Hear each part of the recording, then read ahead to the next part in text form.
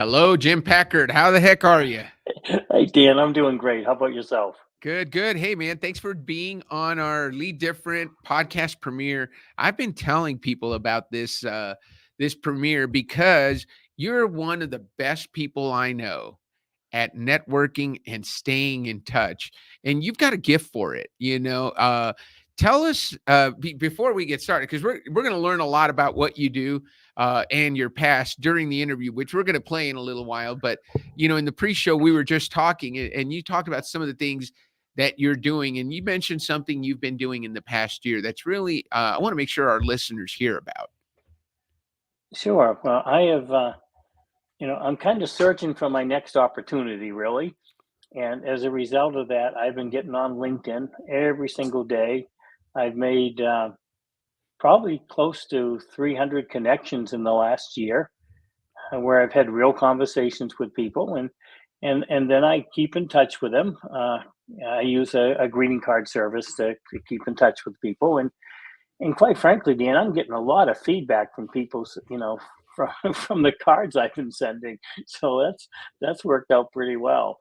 Being a recipient of those cards, I will tell you, Jim, and look, I don't know what other people are using, but I will tell you, they're personalized. They come with a personalized message. The pictures are often something that's very relatable. You sent a Halloween one really good recently. Here's how I know they're effective. Every time I get one of those cards, usually within 24 hours, I'm on the phone with you. I just pick up the phone and call you. So I know a lot of people are going to say, well, I'm too busy to take phone calls. Well, if you're too busy to take phone calls from your clients, then you're not doing it right? Your potential clients. But I want to say how effective that is and how good it is. How are you using LinkedIn, Jim? Well, it's my son's owns a marketing company, and he specializes in LinkedIn strategy. So he set me up. I told him, I said, Adam, all I want to do is contact two people every single day. So just give me enough prospects so I can reach out to people, and then I reach out on my own as well. And I have been doing that well over a year now. And Mm-hmm. and so I have some great conversations. Some aren't so great, but for the majority, they're really, really good. Right. And you mentioned that people don't have time to do things, right? Yeah. We all, Yeah. we all have 24 hours, and I have a lot of clients now that I send out cards on their behalf. Like I have a roofer. He lives up in Colorado, and he has 262 roofs that he's done in the last few years. And now he put roofs on house, so he can't go and put another roof on a house unless they have a hailstorm or something. Right. But I've been sending his clients probably 5 cards a year for 3 years. And he was telling me the other day that he had one client that I've been sending cards to on his behalf that has actually received 11 referrals from that one customer. And the only thing he's done differently is send them or have me sending cards for him. So Yeah. I mean, that's why I know it works. 11 referrals. How much does a roof cost nowadays? Probably Oh, 20, 30 grand. Yeah. anyway, and I mean, it paid for the cards till he has grandkids. Oh my So God. Well, I think until his grandkids have grandkids. When you're talking that's about, right. Oh yeah, I don't know how expensive the cards are. I do know, but uh, that's going to pay for a lot of cards. That's what one roof, I think, pays yeah. for all the cards you've You're sent out for absolutely 3 years. right. You're absolutely right. So, and as the co-author of the consistency chain, of course, you've been doing it consistently for a very Oh, long time. let me show you my.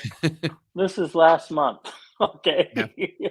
And everything in red are the cards I've been sending. So yeah, I track everything anyway. So Yeah. And that's one of the, your YOS is trust, better way, simplify. So you build trust, I think, with your consistency. I think that's one of the keys. The consistency builds trust. People know you're dependable. They can count on you. And so can this roofer in Colorado who's building roofs. And then you build trust by finding better ways. You found a better way to keep him in touch with his clients. yep. And then you made And it simple for him because he doesn't have to do anything except he pay doesn't you. do He anything. sends you a check Yeah. and you send out the cards that are getting him those referrals. And that's just one of his clients, right? Oh yeah. Oh, that's just one client. Oh yeah, that's just one client. And you talk about your why. Uh, I have my why on my computer. I believe that success happens when relationships are built upon trust, and I do it by finding better ways and sharing it, and I do it ultimately by simple solution like a greeting card service. I mean, it's right here. I read it every day. It's Yeah. powerful. It really is. Well, I really do, man. I had somebody on recently that I'm going to be sharing his podcast in a while. But you're one of those people. You're a young sage. I'm talking to 92-year-old Edward Lujan. He's going to be on the podcast on December Oh, 6th. 92 years old, sharp as a tack. He's a former chairman of the New Mexico Republican Party. He's held state office. He's been the state economic development chairman for two different governors. He's the chairman emeritus of the Albuquerque Hispanic Cultural Center, which is a national historical center. This is a guy who's done a lot of stuff and still sharp as a tack. Well, I look at you as you're that minus 30 years. Yet you're sharing a lot of wisdom that comes from a successful business that you've built and sold, and then you continue to build. And at your age, you're still reinventing. You're looking for that next step, which is pretty cool. That's got to be a better way, right? oh, absolutely. He's 92. I'm 76. I was in junior high school when he was graduating. My gosh, that's no. Oh, Isn't that I great? can't wait to hear the podcast. That's going to be Oh, awesome. you're gonna love it. We're launching him on December 6th. It's a Friday.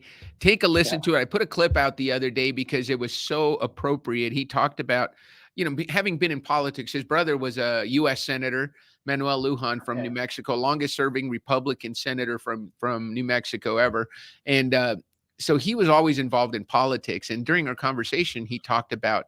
I said, what's one piece of advice you would give to people right now as we're going through this election cycle? A lot of people are very passionate. He says, what we have to do is we have to respect each other.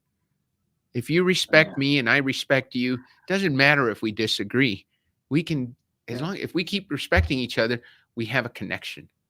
Yeah. And that doesn't Absolutely. go away just because we're no longer, somebody won the election and somebody lost.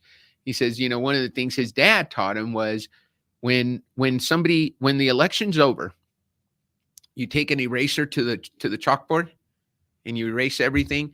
And if you won, you invite your opponent and you get their ideas that you like because they're good ideas. And if you lost, you go to your opponent and you say, how can I help? Yeah. Great advice, especially this time of year, isn't it? Yeah, and I think that's missing, and so I hope our We, political leaders are listening. I can't wait to air that episode. It'll be post election, but it was so good that I had to share a clip. Well, Jim, what do you say we launch your episode? I know a lot of people want to hear from you, the author of the Consistency Chain, and I want to make sure people get all the value they can out of it. So I'm going to air the episode. You and I are going to. By the way, those of you that are listening, Jim and I are going to be in the background. If you're listening live on LinkedIn or on YouTube or on Facebook, make comments. Give us your comments. Ask us your questions. Jim and I are going to be in the background answering. I will be monitoring the banners.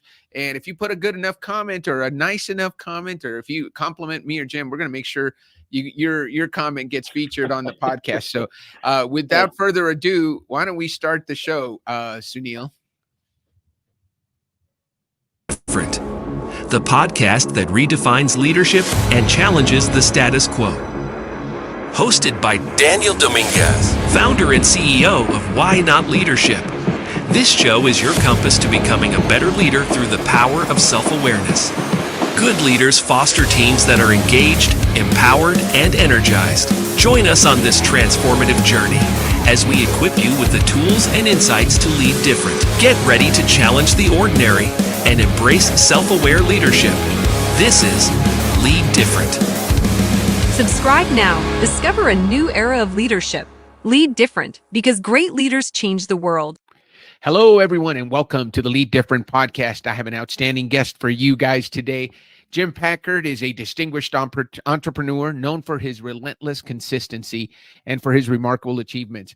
From being the top producing paperboy when he was growing up to transforming a $500 investment into a $17 million a year business, Jim's daily dedication is what has fueled his success.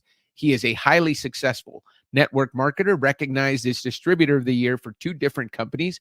And despite his personal success and sharing his winning strategies, he found that most people couldn't replicate his results. This led him to discover the consistency chain, a breakthrough that transformed his approach and enabled greater success for others in his organization. So we're going to talk about all of these things when we bring Jim Packard on. So help me welcome Jim Packard. Jim, how the heck are you? I'm doing great. How about yourself, Dan? Man, if I was any better, I would be you, Jim Packard. It's a pleasure to have you on. You know, I had the pleasure of having your son on, and you and George Campbell were on my previous show, Why Not Wednesday. So it's just great to have you back on the show and share you with a whole new audience. I'm pleased to be here, and especially with your new venture. You know, this has been so fun. Why Not Leadership is all about saying why not to a lot of different things in life. And, you know, Jim, I know you as someone who has said why not many times in your life. I love that in the introduction, we talked about you being the top selling paperboy. How old were you when that happened, Jim? And tell us a little bit about that. You know, that usually I want to get into people's background, but that's a great introduction, you know? So tell us about what it was like to be the top producing paperboy, and how'd you do that? Well, it was when I was living in Florida. The Miami News had a contest where the top 3 people jumped on an airplane and went to the Seattle's World's Fair. And number 4 through 60 jumped on a train and went up to Washington, D.C., and then to New York City to see Radio City Music Hall and to go to a New York Yankees game. And I was a great, great New York Yankee fan back in the days. I've since seen the light. I'm now a Boston Red Sox fan. But anyway, they had this contest, and I said, I just want to finish 4 through 60, just 4 through 60, win that trip, get on that train and go see the Yankees. Unfortunately, I didn't finish 4 through 6. I finished first. So I won the trip to Seattle's World's Fair. And I traded down to number 4 so I could get on the train and go see the Yankees instead of going to the World's Fair. That's a true story. I think I was in junior high school when that happened. So, you know, most people want that top prize. So, which is what I think you accomplished both goals, right? So you won the top prize, but then you traded down to get what you really wanted. You know, said something really interesting, Jim. I can understand switching teams, but to go to your team's most hated rival, how do you go from the Yankees to the Red Sox? We're going to have you explain that a little bit. Well, I moved back to the state of Maine, and if you're living in Maine, you can't root for the Yankees. You have to root for the Red Sox. Wow. So is that easy? You wanted to be friends with your neighbors, and you wanted to make sure you could get along with everybody. I didn't want to lose any friends. No. Oh, that's fantastic, Jim. So how long have you been a Red Sox fan now? Oh gosh, forever. I'm part of Red Sox Nation. Even out here in Arizona, we get the Major League Baseball channel, and Sherry and I probably watch 120 games a year. So so the Red Sox games now do the Red Sox come to Arizona for spring training, Jim? They came out once. They'll come out once for the regular season. They won't come out for spring training, but they'll come out maybe once during the regular season. We'll go see them, of course. Fantastic. So I've got to figure out, and that is in the fall, right? I mean, that's World Series time. Baseball is really in the summer. I'm trying to figure out when I'm going to get out and play some golf with you, Jim. Yeah, that would be fun. We look forward to that. So, Jim, you know, I had the pleasure of having your son Adam, and when I look at your titles of the different things you've done, you're currently the Chief Marketing Officer for Ninja Prospecting, but really what you're famous for is the consistency chain, and we talked about it in the introduction. And there's 2 books. You know, I got the original one a long time ago, the consistency chain for network marketing. And then that became the consistency chain, which was the second version. But you've got a long history in network marketing. How did you get into network marketing, Jim? Well, it was interesting. When I graduated from the University of Maine, in fact, I went to school with Stephen Kane. He was in my graduating class. But I couldn't wait to get out and get a job. And I got a job at a large retail store down in Hartford, Connecticut called G. Fox and Company. And I was on the executive training squad, training to become a buyer. I was running into, the men's department at one of their branches, and they had a sales contest going on. where the top performing department manager that was over quota for their budget won a trip to Bermuda. And I won that trip. So Sherry and I went to Bermuda. And when we came back home, there was a letter in the mail. In this letter, I opened it up and it says, "Dear sir, your name has come to our attention as the type of person that possesses the qualities that we're looking for. We'd love to talk to you at the, on Thursday evening at the downtown Holiday Inn. Would you please join us?" And I'm thinking, yes, they finally saw that I had won a contest. Somebody saw the value that I had, and they want to talk to me. So I went to the meeting. Little did I know that it was a network marketing meeting. I'd never heard of network marketing. We joined, we bought the dream. And by the way, that dream cost me in 1976. It cost me $3,200. 1972, by the way, 1972. $3,200 to join that network marketing company. I later found out, it was interesting, they'd sent out 1,000 letters like the one that I received. And Sherry and I were the only ones to respond. And we went to that meeting. We bought the dream. It was a great experience. And it got me involved with goal setting, which I had never been before. Got me involved with reading books like, if you think you can or think you can't, you're right either way. And the company eventually got shut down for front end loading, but it was enough time for me to really gain the confidence to start my own business. And that's what I did. I started my own copier business as a result of having the confidence from the network marketing aspect. So, network marketing gets a bad rap sometime. Oh, yes. There are a lot of great network marketing organizations, and there's some bad ones out there. You probably have experienced both sides of it. If someone is listening, if one of our leaders is listening, and we may have some leaders, I probably would guess that we do have some leaders out there that are leading some network marketing organizations. But what if somebody is listening and they've been approached by a network marketing? What advice would you give them, Jim, in terms of how to look at a network marketing organization and kind of try to discern whether or not it's an organization worth joining? And there are lots of new ones, right? There's the established ones, and you can never go wrong with, I don't know. I think Cutco is one that's just been around forever, right? And we've all, I think everybody I know has sold Cutco knives in college. But tell me, what advice would you have to someone who's thinking of buying that dream? It's funny you mentioned Cutco. The president of Cutco is a good friend of mine. They had 110,000 reps at the height of their company. But if I was looking at a network marketing company, I'd first look at the leadership and I'd look at the product. Because if the product is not something that you feel that you can use yourself, then I wouldn't touch it.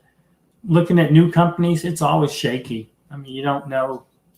I mean, you can look at some of the leaders, but at the same time, you got to have a good product. And I think you just need a combination. So good product, and you've got to look at the leadership. Oftentimes, these companies have great sponsors, right? But they aren't really the leadership. So they've got front people that make the company look good, seem credible. How do you get around that? What would you recommend that someone do to make sure they know that who the leadership is? Well, obviously you have to do your research, and there are some companies that will go ahead and sponsor a great leader to come to work for their company. Nobody's ever sponsored me. Nobody has ever given me any money to come join their company and bring my team with them. So I've never really experienced that. But it's I know there's a company just recently that had 150,000 people in it, and then it went sour. It went down. And great leadership, great product. I say great product, great potential product. They just couldn't get it off the ground. Right. And a lot of things can go wrong. Well, tell us about your experience with your $3,200 back in 1972. That's a chunk of change, Jim. Did you make your investment back and you learned a lot, obviously. So, not everything has to be a financial success for it to be a learning success. Tell us what first of all, the bottom line is, did you make your investment back 10-fold, 20-fold, 100-fold, as sometimes we hear? And then more importantly, what did you learn? Yeah, the interesting thing is I found out real quickly that I was good at recruiting people. So yes, I got my money back pretty quickly. So that wasn't a problem. What did I learn? I mean, I learned so much from it, Dan.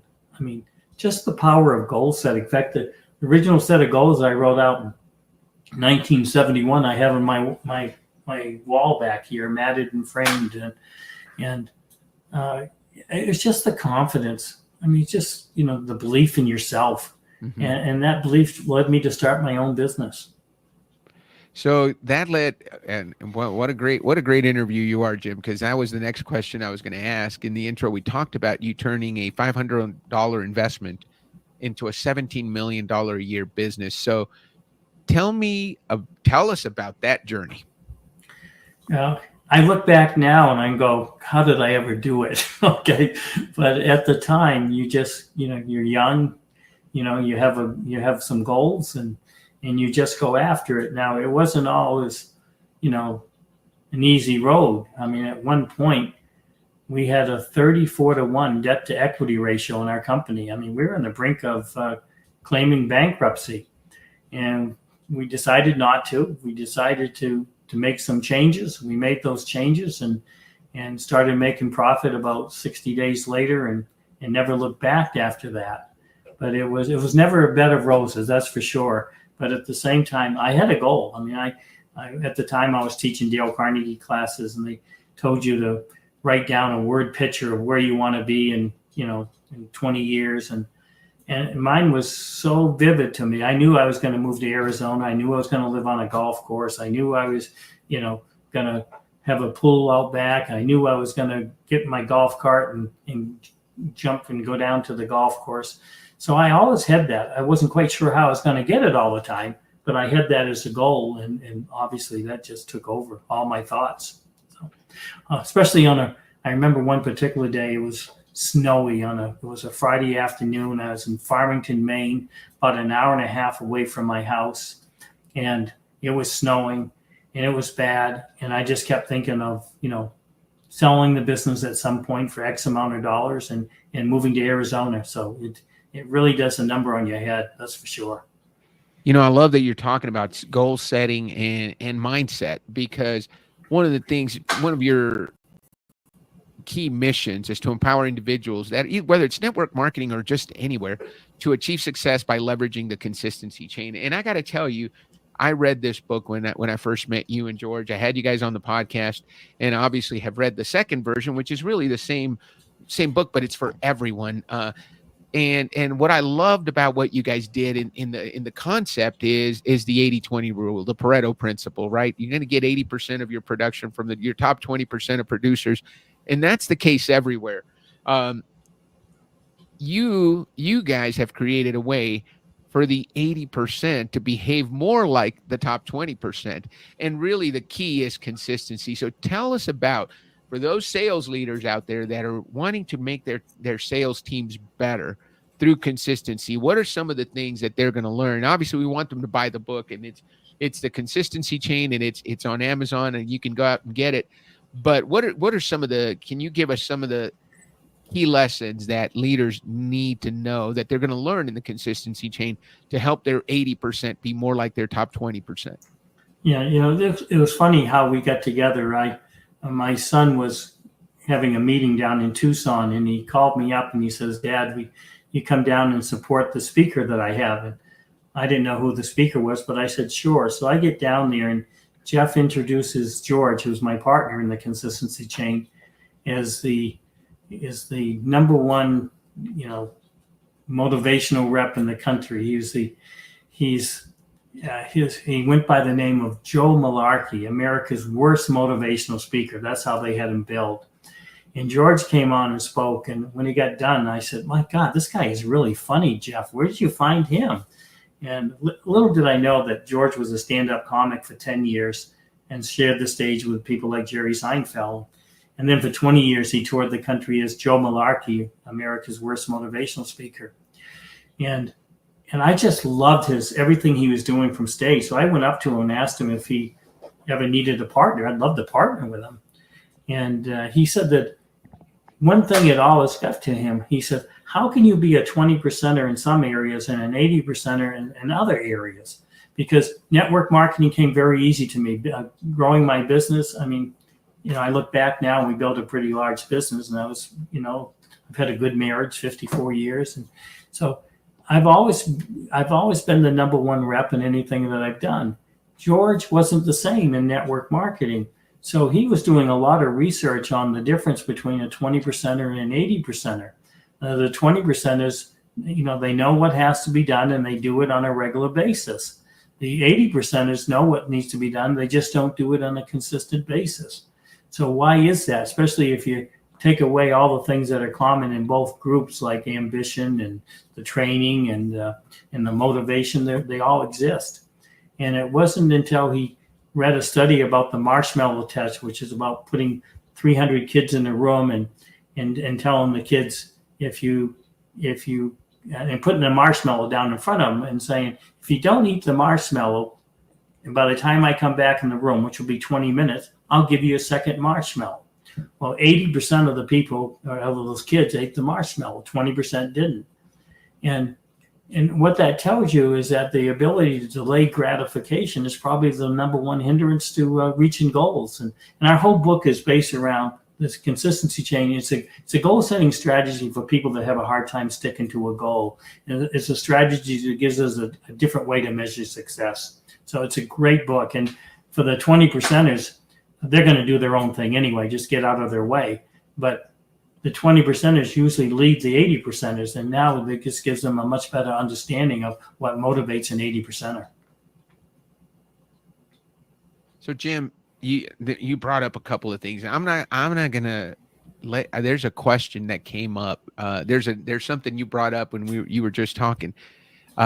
Consistency is important, and sales success is important. And you talked about delayed gratification. We're going to talk about that. But you also threw in there something that's really outstanding. You've been married 54 years, Jim. Congratulations, first of all. Thank you. To you and to your wife for a tremendous achievement. But let's get some wisdom. Jim, you've been doing this for longer than a lot of people have been alive. This marriage thing. What are some of the things that you use in your professional life? I bet if I talked to your wife, she'd say Jim is so darn consistent, right? Yeah. You know what you're going to get. But what is one secret to a marriage of 54 years? Well, first of all, I found somebody really young when we got married. She was 18 when we got married, and she still laughs at my jokes. I mean, I think having a sense of humor is so important. She's been so supportive of everything I've ever done. If I come home and said, hey, I want to start this or I want to do this, she's always been supportive of that. And I can't imagine running a business without a supportive wife, quite frankly. And she's certainly been there the whole time. And she's been us when we wrote down our original goals. And in fact, I don't know if Adam mentioned that to you, but when he was in junior high school, the only gift that I ever asked for Christmas, I mean, because you know how the kids come to you and you ask you for, Dad, what do you want for Christmas? I mean, I don't need another tie. I don't need another shirt. I just told them, I want your goals in writing, guys. And we started writing their goals, 4 different areas, 8 action plans, 2 reward systems, and they did that all through junior high school and high school. And my wife and I were very supportive on that with them. So we've been, as a family, we've been writing our goals forever. So is that something, I mean, that's so wonderful. I spoke with Jerry Lujan and his daughter, Kelly. So you're the second father-son, father-daughter combination that I've had on the show. And she mentioned, we went through the law of success. And that's something that she learned growing up. Is this something you did with all your kids? It was something, what I bet Adam would say is, I didn't even know that it was goal setting. It was just something we did, right? You didn't give it a name or anything. How did you get the family into this process and do it together? Because I know your kids are also very successful, Jim. Thank you. Yeah. During the time period I was teaching Dale Carnegie classes. I taught over 100 sales classes for him. And in that class, we talk a lot about goal setting. So it came from that class and I didn't need another shirt or tie, just just do something meaningful. And really, my kids have been writing out their goals since they were in junior high school and all through high school. And when they got into college, they did it all through college as well. And I remember Jeff, he really wanted a job with Tom Hopkins out of school. And I said to him, I said, Jeff, you really want that job? I'll help you get it. And I didn't know Tom from anybody, but Jeff went in for the interview, and they asked him if he was meeting with Tom Hopkins and the president of Tom Hopkins International. And I said, well, why should we hire you? And I said, and at that point, Jeff opened up his notebook, and he had inside the notebook his goals laminated from his 6th, 7th, 8th, 9th, 10th, 11th, 12th, 1, 2, 3, 4 years of college. Had them all laminated, his goals. And he looked at him, he says, I've had goals, I've written them for years. I need a vehicle to do that. I was hoping you were going to be that vehicle, because if you were, I was going to make us both a lot of money. Well, obviously they hired him on the spot because of that. And so I know goal setting works. Before we move on, Jim, I want to get, what's your wife's name? Sherry. Sherry. And how many kids do you have? 2 sons. Sherry, Jeff and Adam. Yeah, both great entrepreneurs. Jeff owns a solar company. He's been doing that for about 13, 14 years. And Adam owns a LinkedIn marketing company. Yeah, and I like I said, we had a chance to talk to Adam. That was such a fun interview. What does it mean? So one of the things you've done, Jim, in your career is obviously lead teams. What is it that you do differently? Because I know you're about consistency, and you help people replicate that consistency in order to get results. Goal setting is a part of it. What is it that you do different? What is it that you think you bring that's different than other leaders do that has led to your success? Well, I certainly, no matter what company I've been with, I lead by example. Mm-hmm. Even when I owned my copier company, and we owned that for about 25 years, I found out that I probably wasn't as good a leader as I should have been, but I was a good judge of people. And I hired the right people to come in and, run our company. I hired the general manager and the accountant and the sales manager and service manager. And in fact, when we sold the company, when the company that bought us out was doing their due diligence, they all said that the people that I had hired all said that they were responsible for the success of the company, which was just beautiful, because I was the one that kind of hired them all. But even so, I reached the point where I was just a salesman for our company. I mean, I was president of the company, but at the same time, I had a territory. I just went out there and led by example. I mean, nobody worked any harder than I did. When we started in network marketing, the very first 2 people I ever sponsored in network marketing, I mean, number 1 and number 2 were Jeff and Adam. And they both went on to become runner-up and distributors of the year. So it was just and we led by example. Every single time we led by example. So I love that. So you were the president of the company, you were leading the company, but you also had a territory. Was it the same type of territory as everybody else had? Did you have the same responsibilities that everybody else did, or were you running? We're just experiencing it, because I can't imagine leading an organization and all the big decisions that come with that, and also running a territory.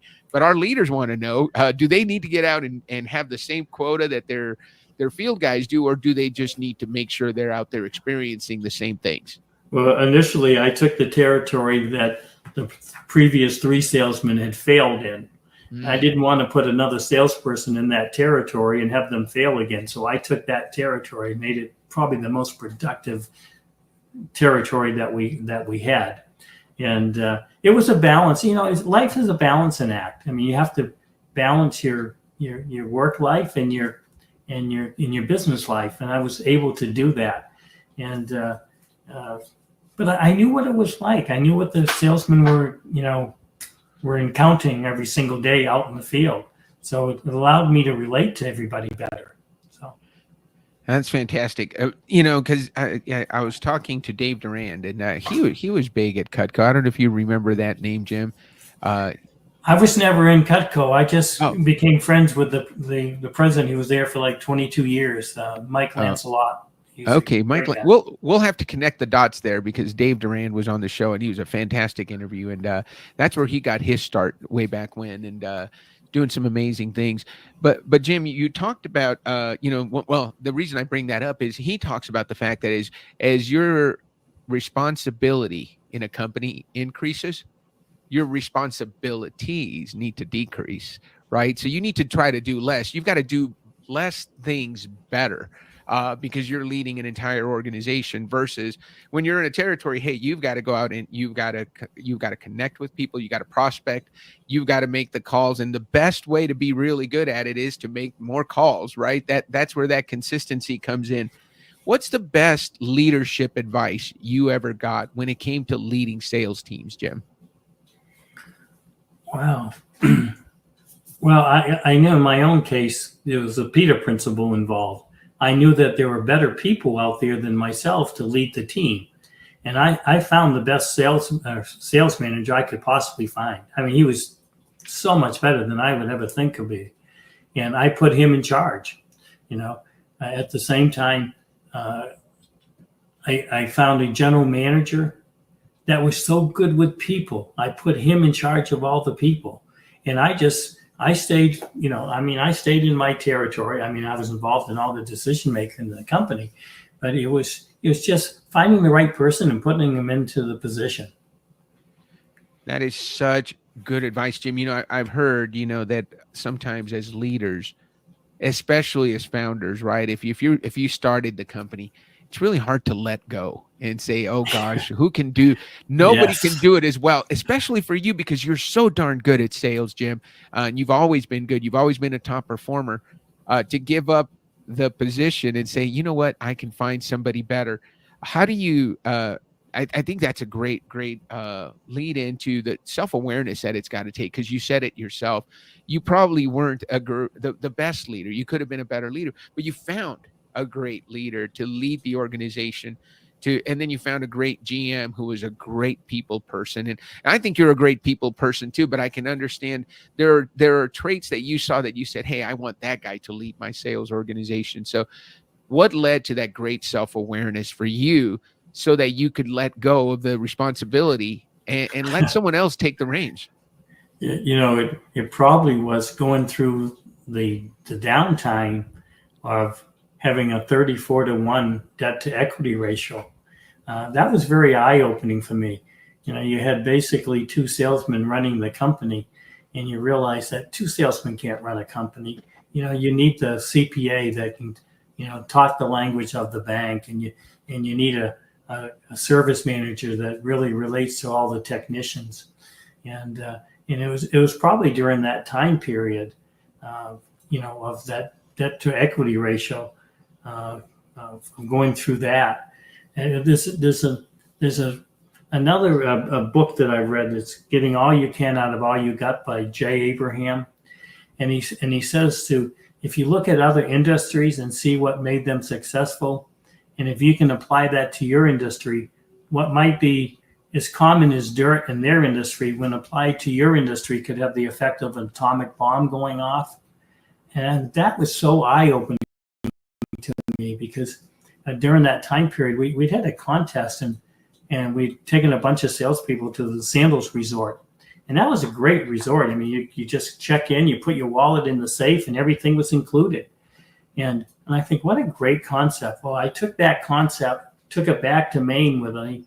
And when we started selling copiers, I said, well, why don't we'll give the copier, Dan, you have an office, you bought a copier. Well, rather than you buy the copier and then buying service and then buying supplies and then, all that, what if I just put the copier in there, charge you per copy, and give you all the supplies with it?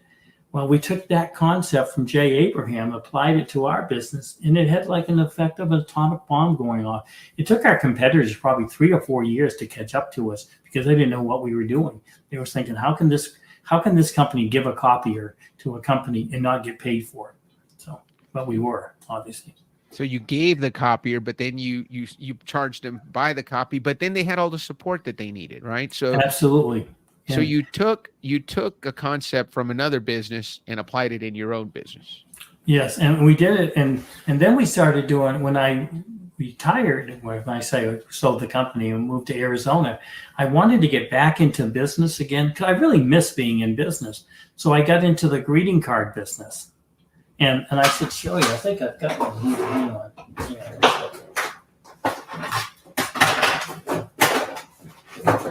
Yeah, we took this, like, here's just a card, just a sample card. It says, "A toast to the best darn client in the world."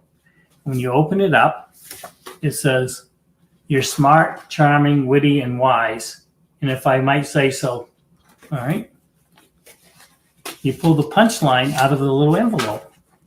The punchline came out of the thing. Now that concept came from the Cracker Jack box. It came, you know how the Cracker Jacks, you have a little prize inside of them? Yes. Well, we took that concept and applied it to the greeting card business. And when I walked into PetSmart, they had never heard of us, but I showed them this line of cards with a little envelope inside. Yes. They had never seen anything like that. Within 90 days, we were in 900 stores across the country. And that's when I sold them to Zig Ziglar, Tom Hopkins, Brian Tracy, Harvey McKay, even Elizabeth Taylor, Jill Ireland, because they were different. They were unique. And we just took that same concept and applied it to this business. You know, it's interesting because we haven't talked about it yet, but when we met during my time at Y Institute, and I took you through discovering your Y operating system, and your why is trust, your how is better way, and your what is simplify. But what real and one of the things we've been talking about with my clients recently is that our how is very strong, and in you it is very strong because one of the things that I know Better Way people are really good at is taking things from one industry and applying it somewhere else. If it's a better way to do something, why not try it somewhere else? And I love that we're saying, why not? Why not try it in your business? Why not try something different, try something new, and see what results? And as you said, it had a fantastic impact on your business. But let's talk about that. For those that didn't get a chance to meet you on Why Not Wednesday, Jim, how does the why of trust, the how of Better Way, and the what of simplify feel to you? Do you remember? I know it's been a while since we did it, but I know you remember it because every time we talk, you remind me that you still keep that close by. How did that feel to you, and how does it fit what you've done so far? Well, you know, when I went through the program of, I believe that success happens when it's based upon trust. And I do that by finding a better way and sharing it. And ultimately, what I bring is a simple solution. What I bring now is a real simple solution. All right. And it really clarified for me. This is not, I mean, I'm in the customer retention business now, right? I have been for 20 years now. And it's a simple product. It's a one that I can share very easily with somebody. Right? It just gave me such clarity. I'm thinking, you know, this is not rocket science, is what I do. Okay. Right. It's very easy what I do. And that really broke it down and made it clear for me. It really clarified everything for me, Dan. Yeah. I mean, I love that you had that experience, Jim. And, you know, I will tell you, I am so blessed to have you in my life. You and I probably pick up the phone and talk once every few months. And I knew that I wanted to share your wisdom with our listeners at Why Not Leadership and how to lead different. You know, I think there's a power to simplicity. There's a power to consistency, and there's a power to finding better ways to do things and trying them in different industries. And I think you look back and you look at 54 years of marriage, you look at having two sons that are very successful. You look at the fact that you set some goals a long time ago, along with Sherry, and here you are living those goals. You know, I don't know what else I can say, Jim, except thank you very much for being on the show, for sharing your wisdom. What do you say we end the show on that note? I think that's a great idea, Dan. Thank you. Thank you so much, Jim, for being on. Thank you, leaders, for listening to us and for listening to Jim today. I can't wait to see when we air this podcast and share it with the world. We've had a lot of fun talking and reminiscing and talking about everything you've done, Jim. Thank you for being on. Why Not Leaders? We'll see you next week. Subscribe now. Discover a new era of leadership. Lead different because great leaders change the world.